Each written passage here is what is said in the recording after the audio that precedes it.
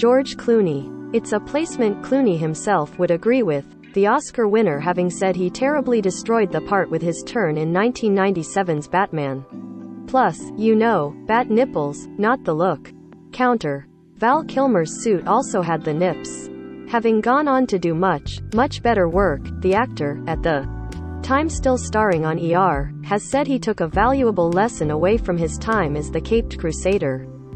Learning that castmate Arnold Schwarzenegger, Mr. Freeze, pocketed like 20 times more than I was paid, he said on the Hollywood Reporters Awards Chatter podcast in 2019, he began to reconsider how he picked roles. We worked together for one day. But I took all the heat, he noted. Now, fair deal, I was playing Batman and I wasn't good in it, and it wasn't a good film. But what I learned from that failure was that I had to rethink how I was working because now I wasn't just an actor getting a role, I was being held responsible for the film itself. His subsequent gigs, Oh Brother, Where Art Thou? The Perfect Storm, Ocean's 11, he continued, were a very specific choice for me to find better projects. Val Kilmer.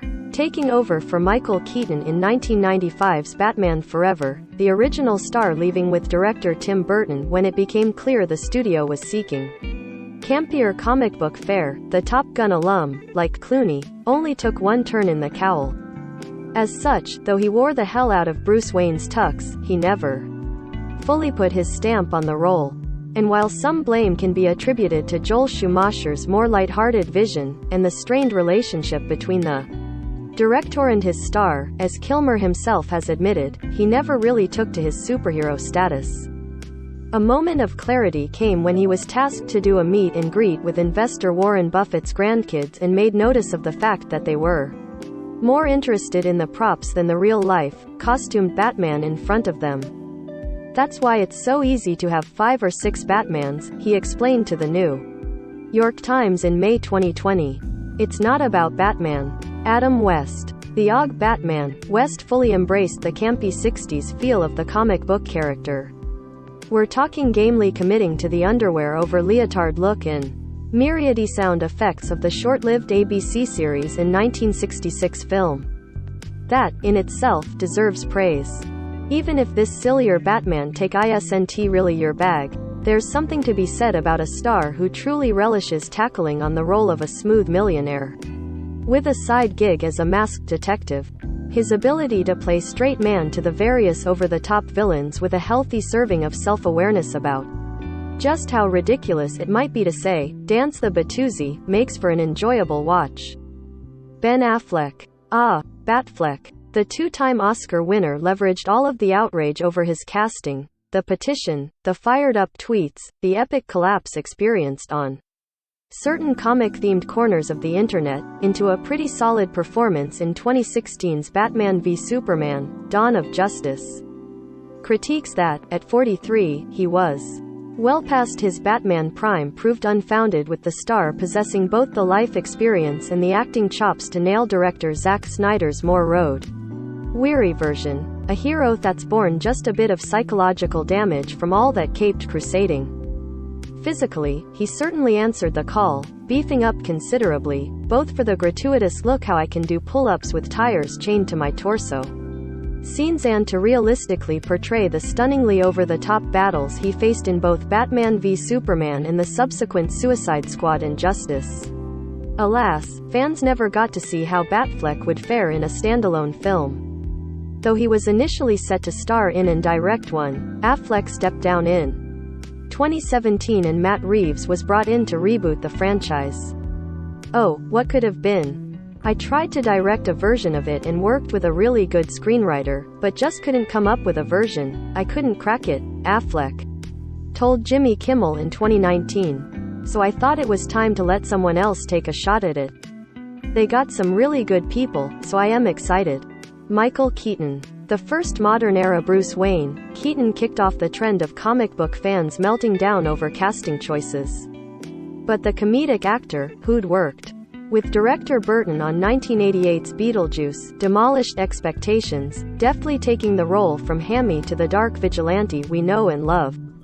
Leading a cast of Jack Nicholson, as a deliciously over-the-top Joker, and Kim Basinger, love interest Vicky Vale, in 1989's Batman and the 1992 follow-up, Batman Returns, with Michelle Pfeiffer as Catwoman. His work as the socially awkward, perhaps a bit crazy Bruce and the solidly stoic Batman set the stage for every star that would step into his boots thereafter.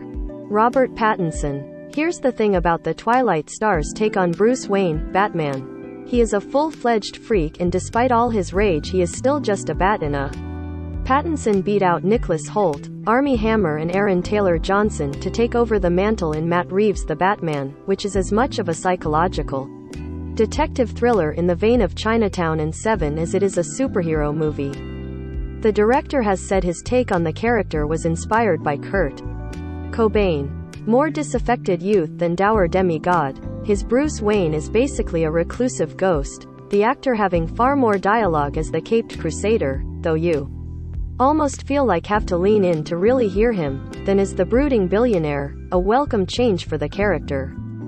Portraying Batman in his second year as Gotham's masked vigilante, Pattinson still manages to invoke the vulnerability of the broken boy behind the mask and the brash physicality of a man still learning the limits of his abilities.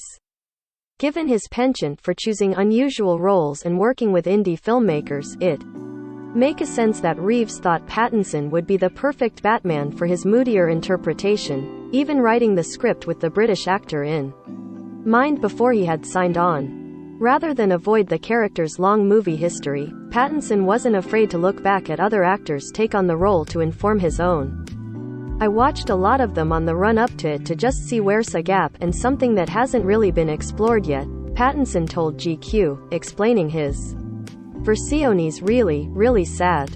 Sponsored links by Taboola. Lift Kun Bondi pen the Rind Ni Pi 2565 Du Ta Luke Wan Ni. Lith Bondi, Kania Kosna. Christian Bale. In the 8 years between the Batman, Ian Bailey, Hugh Dancy, Billy Crudup, Cillian Murphy, Henry Cavill and Jake Gyllenhaal auditioned for the role, but Nolan found his guy in Bale.